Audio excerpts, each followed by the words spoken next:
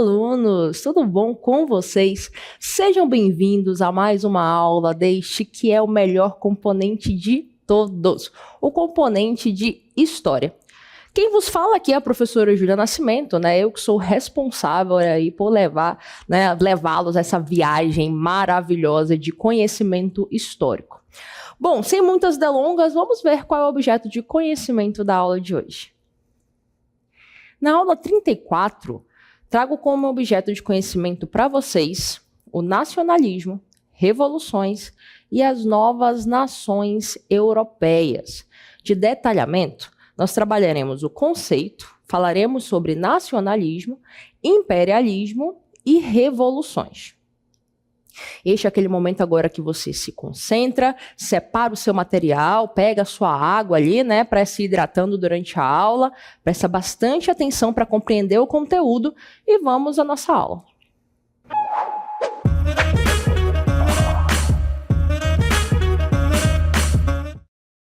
Então, gente, hoje a nossa aula, né, na nossa aula trabalharemos alguns conceitos, como o conceito de nacionalismo, né, falaremos um pouquinho sobre o conceito de patriotismo, tudo isso como uma leve introdução para falar dos processos de unificação da Itália e da Alemanha.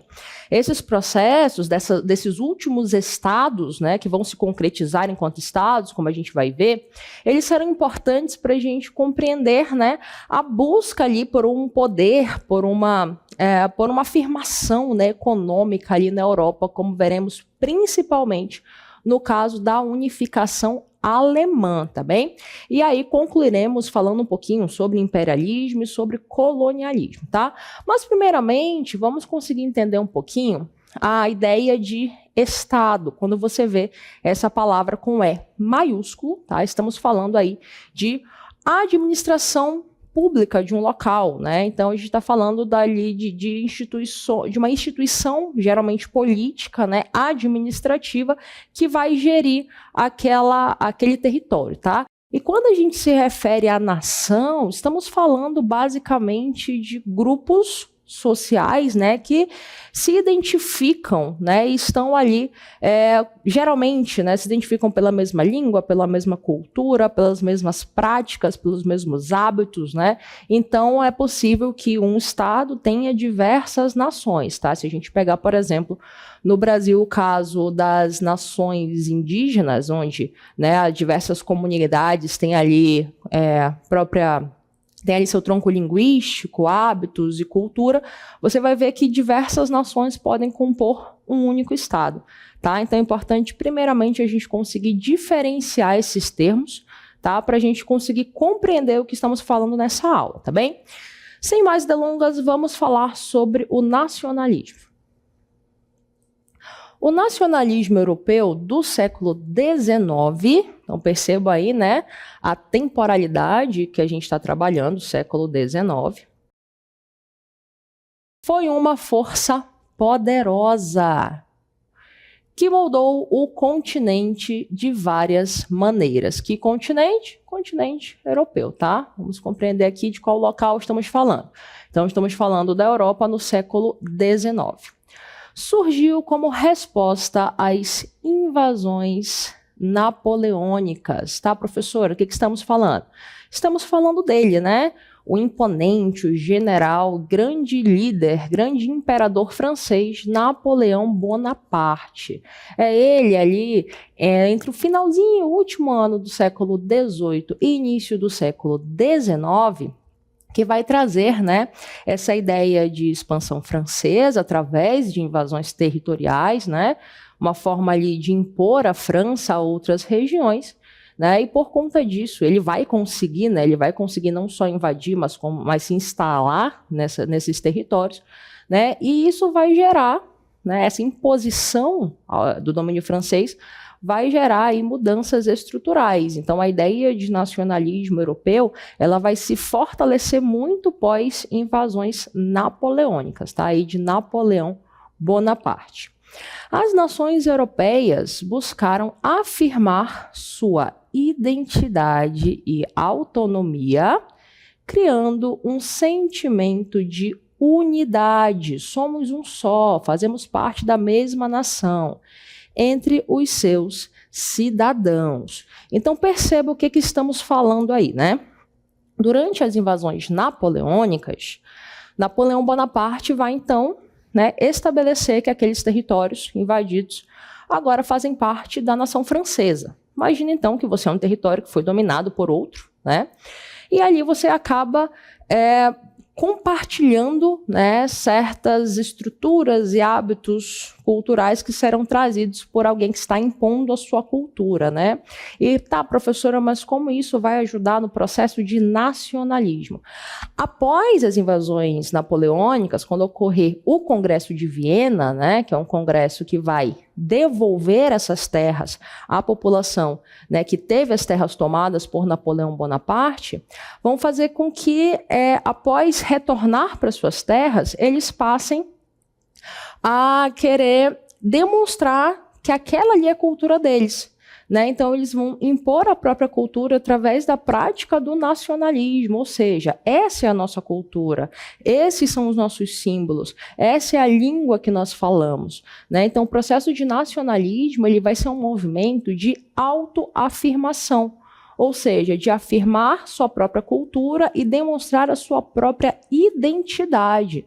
Então, perceba aí que é um processo identitário, de fortalecimento e de união. Essa ideia de unidade, de pertencimento ao mesmo local, né, aos mesmos hábitos. Então, a gente vai ver muito isso através dos símbolos.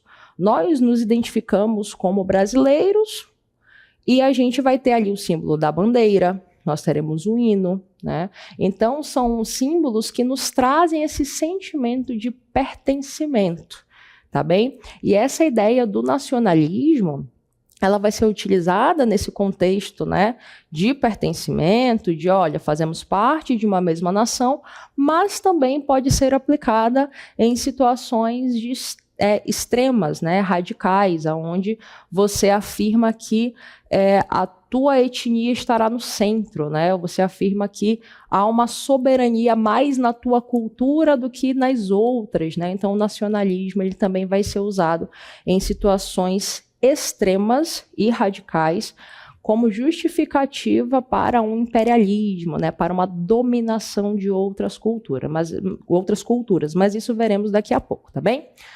Dando continuidade, então, ao nosso texto, né, mais características do nacionalismo, veremos aí a exaltação da cultura e da língua nacionais, né?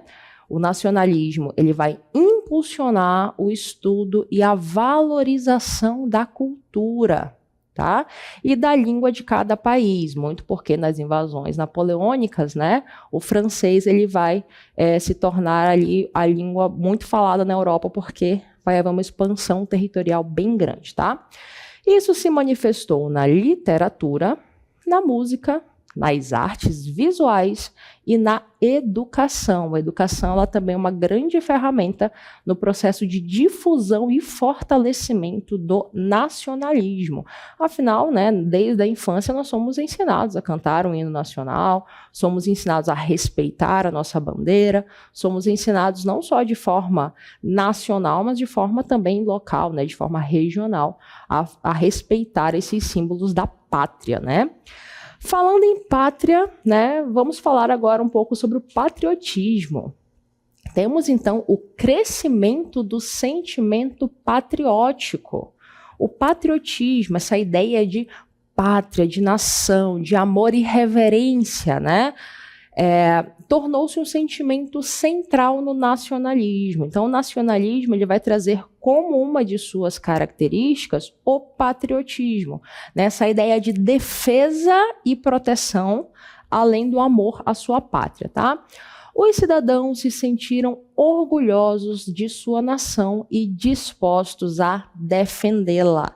Isso vai servir muito, né, nesse processo de unificação, que já falaremos da Itália e da Alemanha, muito porque eles entrarão em diversas guerras e conflitos, aonde deveria ficar muito claro o porquê eles estavam defendendo, porquê estavam guerreando, né, porquê estavam ali entregando as suas vidas, né, em prol de uma unificação, em prol de um fortalecimento de quê? Da sua pátria. Então percebam que é um movimento que ele vai influenciar o imaginário humano, né, e vai fortalecer também as ações, né, quando a gente falar dessas disputas territoriais e disputas políticas que fazem parte, né, desse ambiente da guerra, tá bem? E falando então da unificação italiana e alemã, vou trazer uma imagem de duas figuras históricas importantes nesse contexto, tá? Então temos aqui ao meu lado Giuseppe Garibaldi. O Garibaldi, ele nasceu numa região que hoje chamamos de Nice, e hoje pertence à França, mas na época pertencia ali ao território italiano, tá? Essas duas práticas que a gente vai trabalhar aqui, tanto a unificação italiana quanto alemã, quando a gente fala de unificação, estamos falando da união, tá, de grupos, ok? União ali de nações, que vão culminar em um Estado-nação, Estado soberano, tá? Então, quando a gente fala da unificação italiana, estamos falando aí da função, né, que tivemos de unificar, né, grupos ali, e a gente vai falar principalmente da região de Piemont-Sardenha, tá? Porque ela vai estar à frente das outras regiões, mas ela não vai ser a única, tá? Lembre-se que unificação é o ato de união desses grupos, tá bem?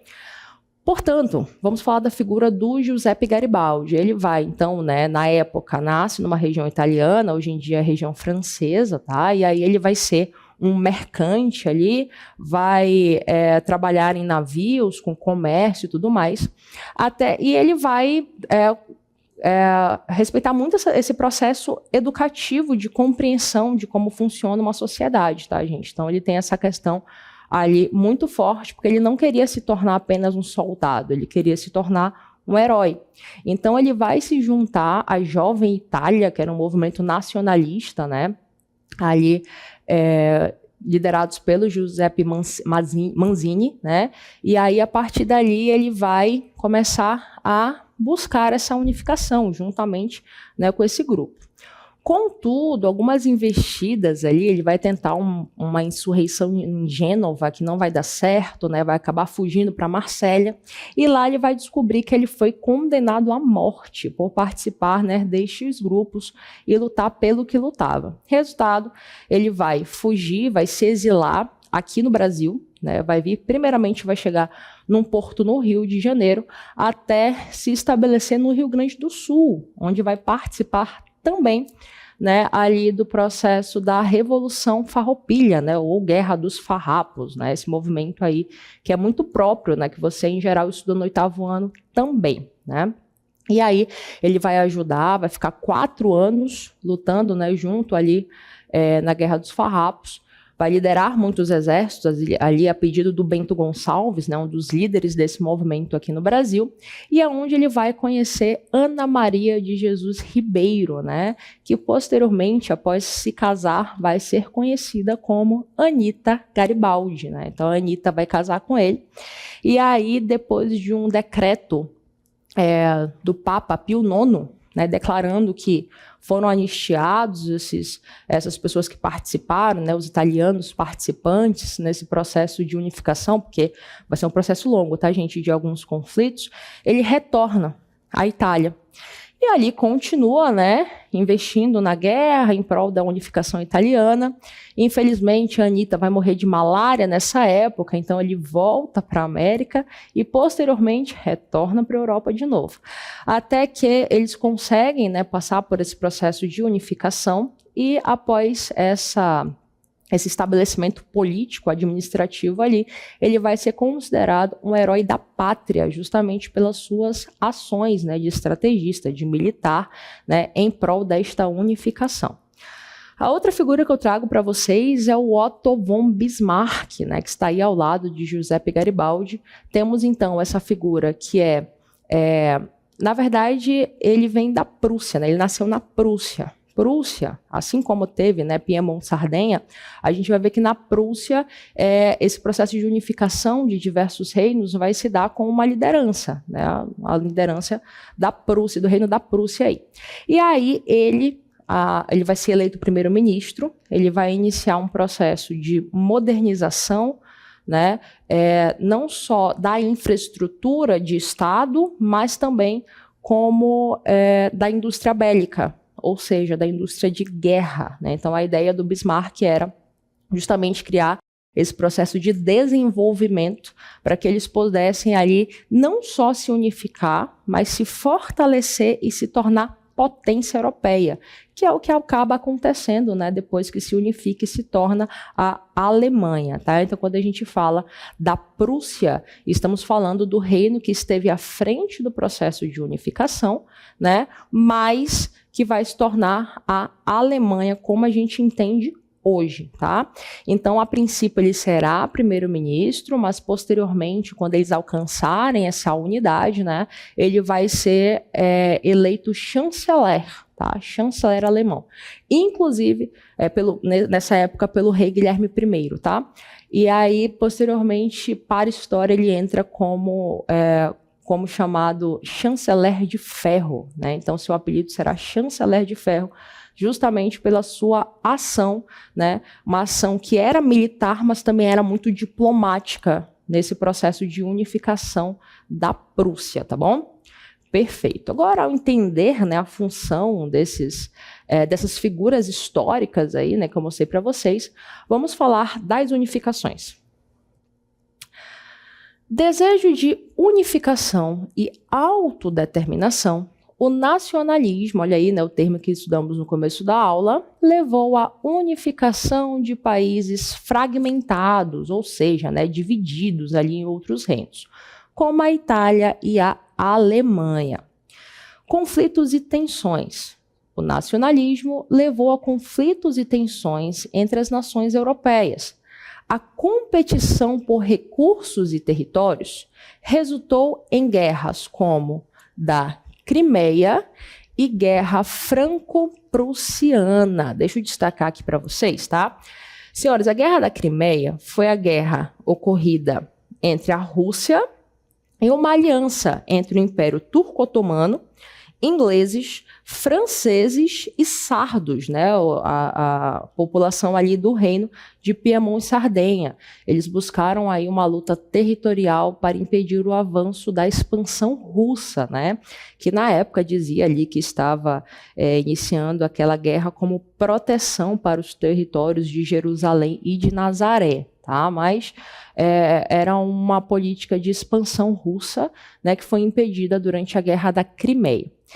E a Guerra Franco-Prussiana, essa daqui ela vai ser bastante importante, tá, alunos? Importante a gente entender o que foi a Guerra Franco-Prussiana, que foi a guerra entre a França e a Prússia, tá?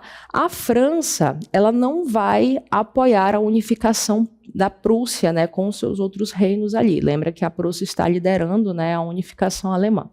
Ela não vai apoiar, muito porque havia uma preocupação muito grande que após essa unificação, a Prússia se tornasse uma potência industrial europeia, né? E aí não vai haver essa concordância. Contudo, a Prússia ela vai conseguir vencer, e além de vencer, né, o império ali do Napoleão III, a professora, Napoleão também estava presente nessa guerra, Napoleão III, tá, alunos? Napoleão III ele vai ser o sobrinho do grande Napoleão Bonaparte, tá? Não são as mesmas pessoas não, tá? E aí Napoleão III vai ser, inclusive, após a derrota franco-prussiana, obrigado a abdicar do trono, tá? Então você percebe aí o fim do império com a Guerra Franco-Prussiana.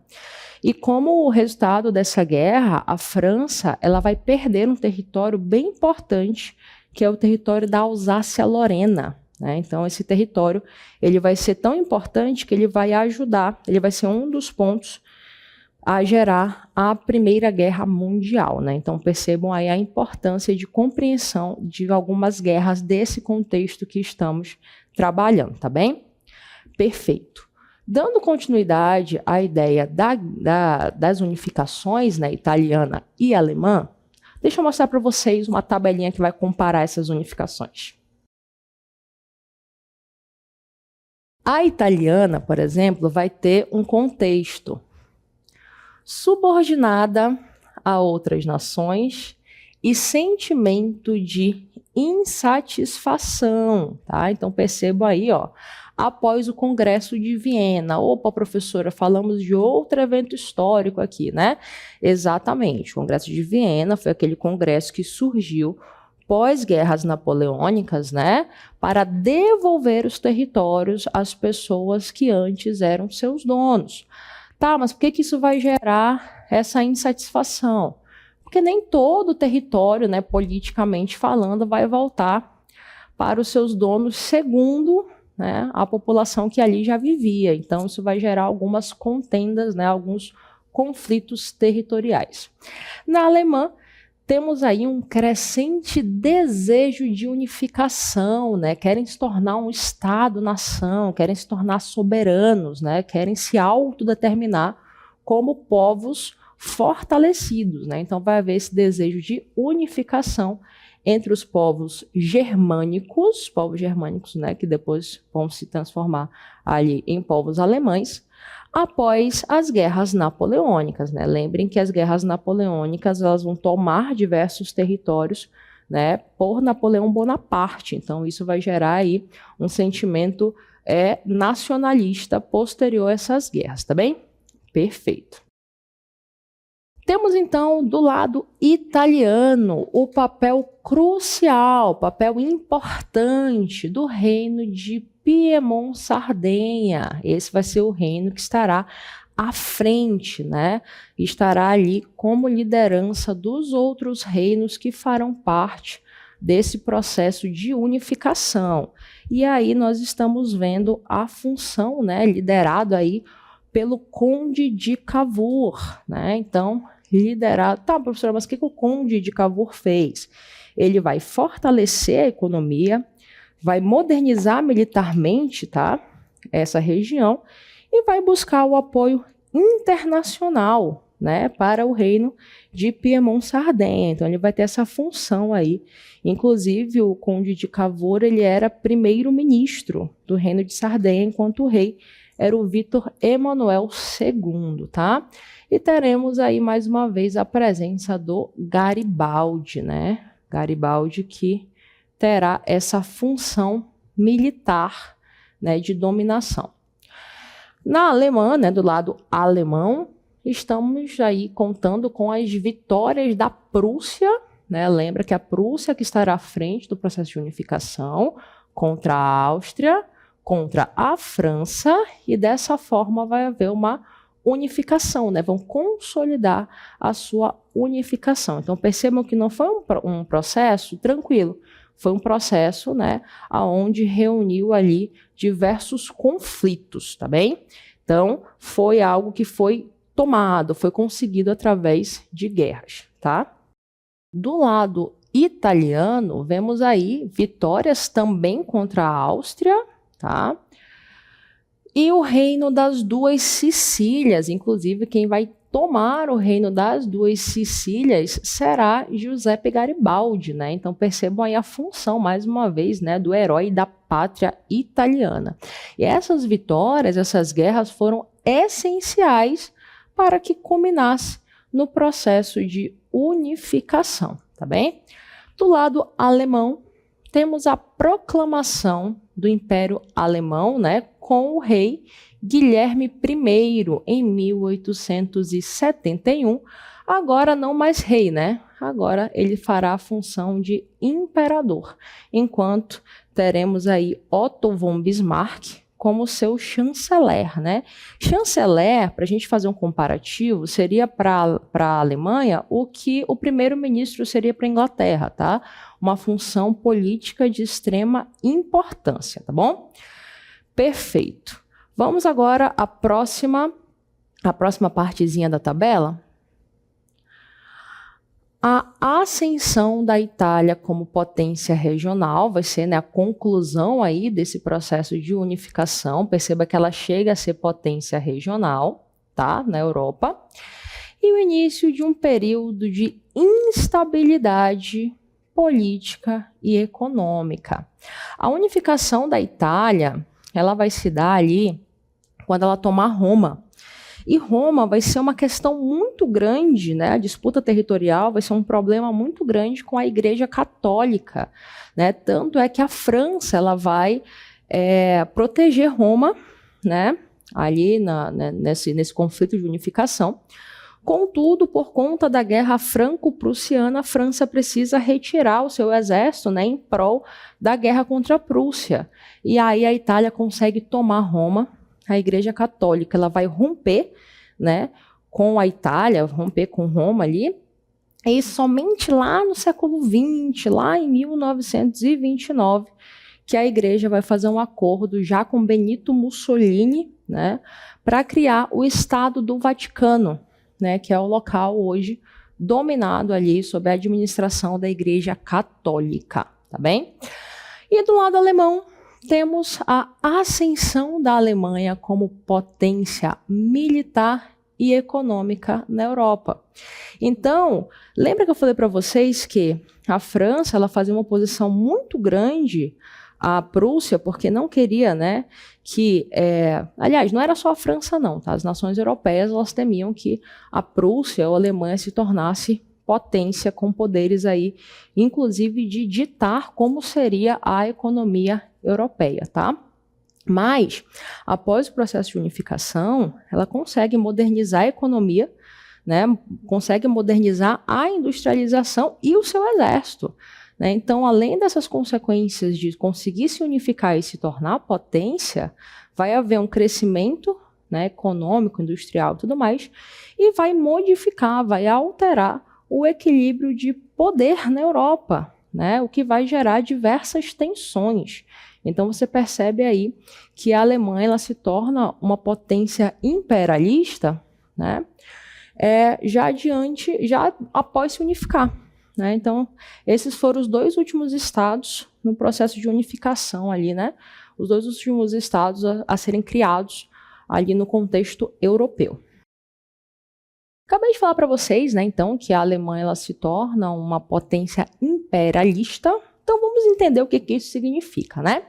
Vamos ao conceito aqui ao meu lado de imperialismo. O sentimento exacerbado, exagerado de nação também alimentou o imperialismo, com as potências europeias buscando expandir seus territórios e influências. Peço para que vocês observem essa imagem que eu mostro ali ao lado, tá? Temos então a Inglaterra e expansão territorial. Percebam então, né, que é a figura de um inglês de cartola ali com seus tentáculos, tal qual um polvo, né? Ou seja, colocando as suas mãos em todas as regiões do mundo. Né? Então, se a gente for relembrar, né, o processo americano, ou então mesmo a história do Brasil, se a gente for relembrar a Guerra do Paraguai, você vai ver a presença da Inglaterra em muitos desses processos, não só no de colonização, né? Entenda que o imperialismo é quando o nacionalismo ele se torna tão forte que você acha que você está apto, né, a impor a sua cultura diante de outras, né? Mas estou falando, é claro, tá, gente, de um sentimento de exagero, de se colocar, né, enquanto superior a outras culturas. Então, é sempre muito cuidado com essa situação, né, do nacionalismo, porque tudo que é muito exagerado tende a pender para o lado da violência e do autoritarismo, tá bem? Dando continuidade, então, né, o que vai gerar esse imperialismo? O colonialismo. Né? Então, nós temos aqui a definição, né, o colonialismo deixou um legado de desigualdades sociais, né, econômicas e culturais entre países colonizadores, aqueles que impuseram sua cultura, geralmente, né, uma situação ali de extrema violência para impor, e colonizados, aqueles que tiveram sua cultura roubada ou destruída de alguma forma em prol, né, da cultura do outro, tá? E ali temos a imagem de escravizados no Estado Livre do Congo, né? Então, temos aí a situação da população negra que teve, né, ali um processo de colonização, de colonialismo bem forte, tá bem? Dando continuidade ao nosso texto, também contribuiu para a formação da identidade nacional de muitos países, né? Além da crença na superioridade racial e cultural dos europeus e no direito de colonizar outros povos. Se diziam então, né, são etnocêntricos, acham que a sua etnia está acima de outros, que eles eram seres mais desenvolvidos, né, e mais civilizados, logo eles precisavam passar e incutir essa civilidade em outras regiões, né, através de um processo de extrema violência, não só física, mas epistemológica, mais sentimental e afins, tá bem? Bem, alunos, essa foi a aula de hoje, espero que vocês tenham gostado, espero também ter contribuído para o conhecimento de vocês. Até uma próxima, tchau, tchau.